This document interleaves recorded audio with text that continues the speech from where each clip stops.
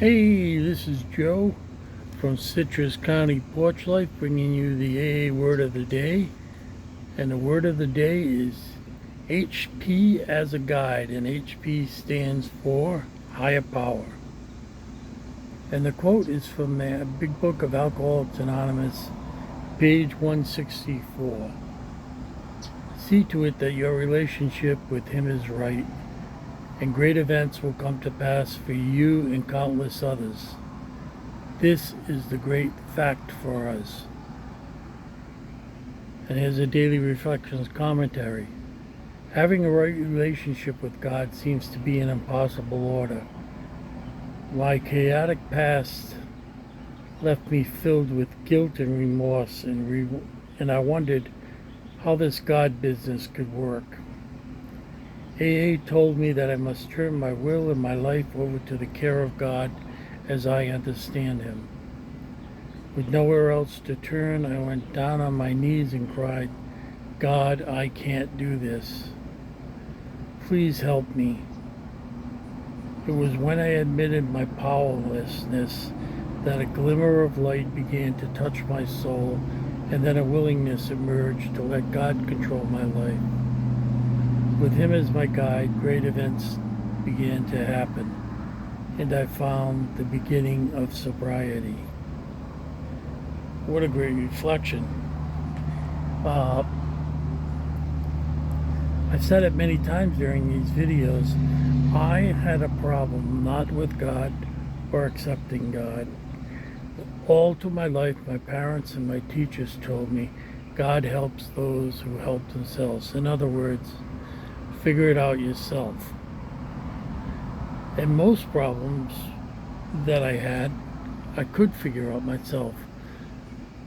And so I took that method, mostly scientific. I mean, when I was a little kid, I'd count frogs' eggs and see how many, became frogs, tadpoles, and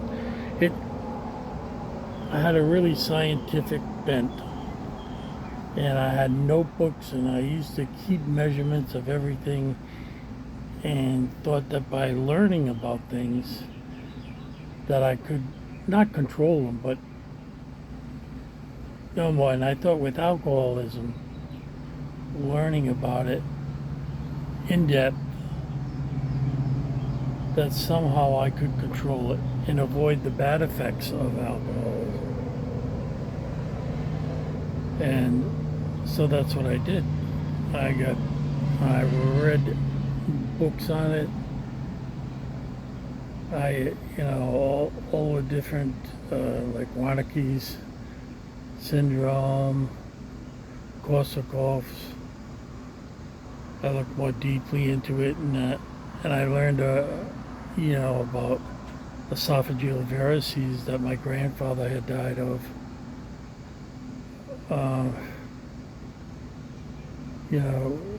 And when I was a little kid, we did have a hospital in Providence, Rhode Island.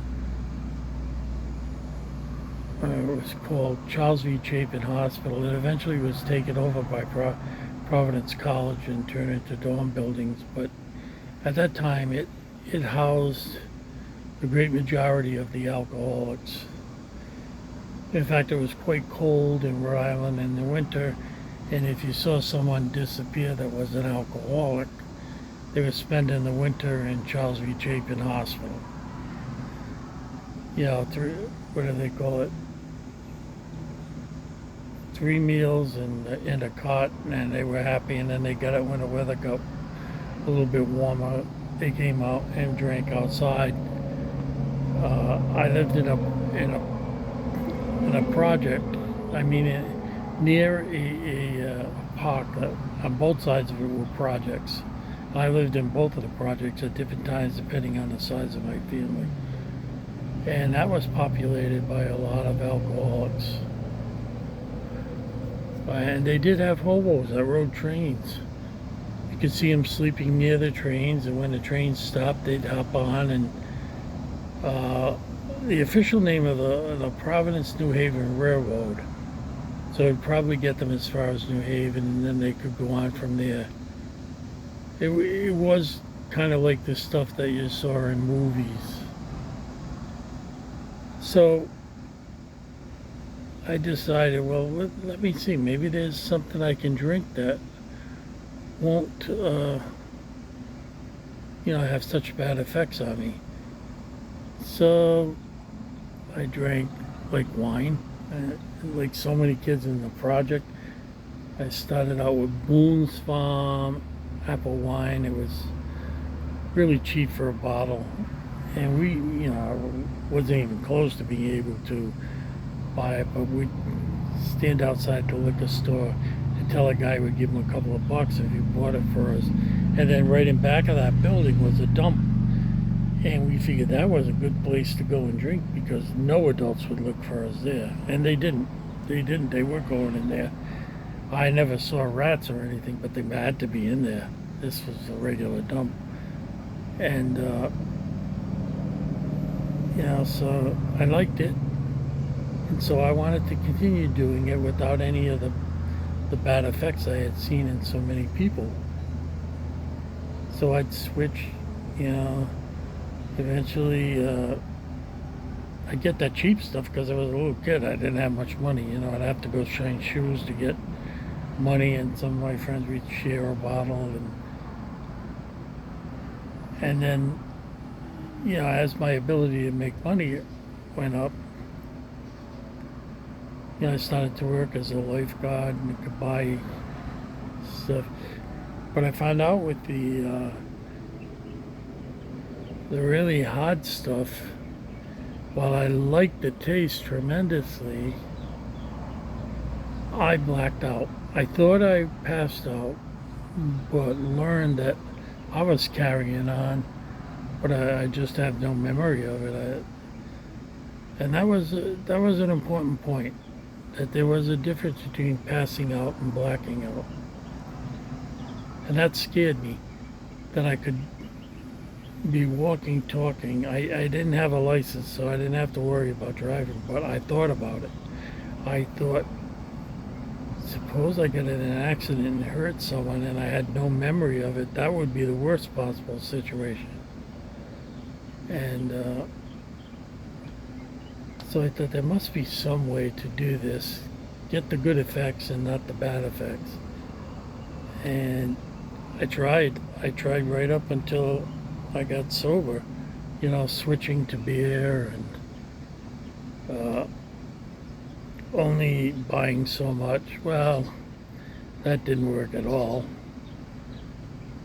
And when I got in AA, I came across a saying, and it's very true. It's the first drink that gets you drunk. Not the 10th or the 12th, it's the first one. And in my head, I'm saying, what a bunch of bullshit, the first one gets you drunk. I've had 6 and not been drunk. When I took that first one, I couldn't stop. And it led me to, maybe 12 cans, maybe the whole case. I could put them down every 15 minutes, so I could do for an hour. And I finally had to admit that all this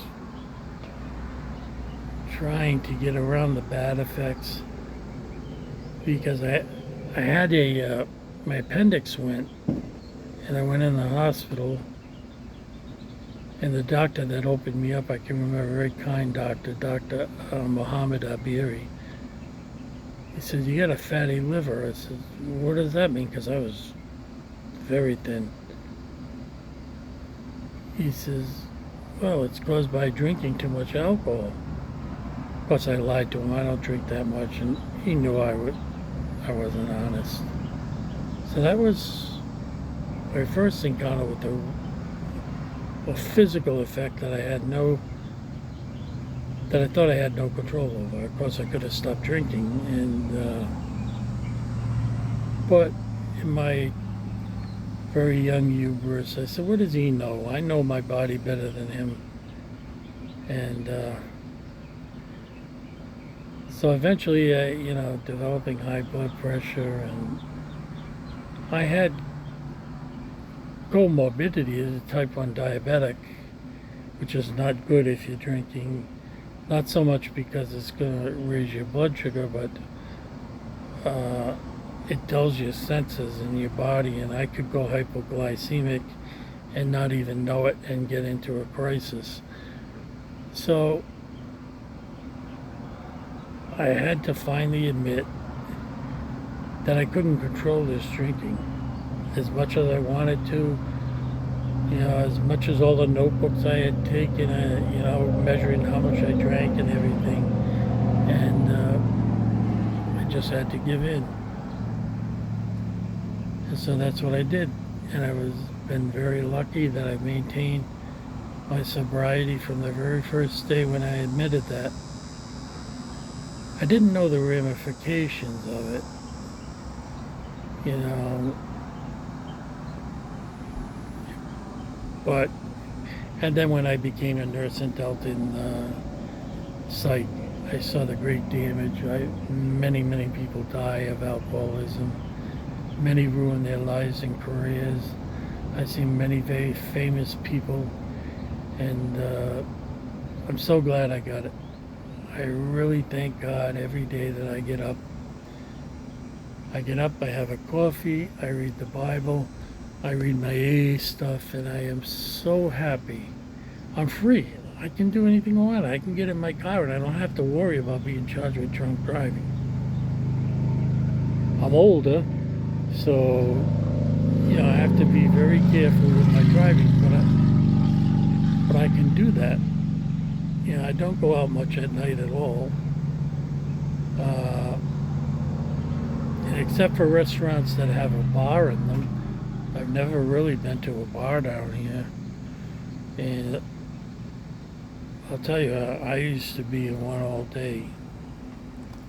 From the time I got out of work, it was right across the street from where I worked. It was a Uniroyal plant in Providence. And right across the street was a place that was my second home. I got there maybe about 7:15. I knew the bartender. He had been in World War II with my dad. And I would stay there till about 3 or 4 o'clock. The beers were 25 cents for a frozen mug. And I just drank all day. Drank all day. We sat there and talked. And, you know, they'd have, when the guys came in for lunch, they'd have free hot dogs or free sausage and peppers.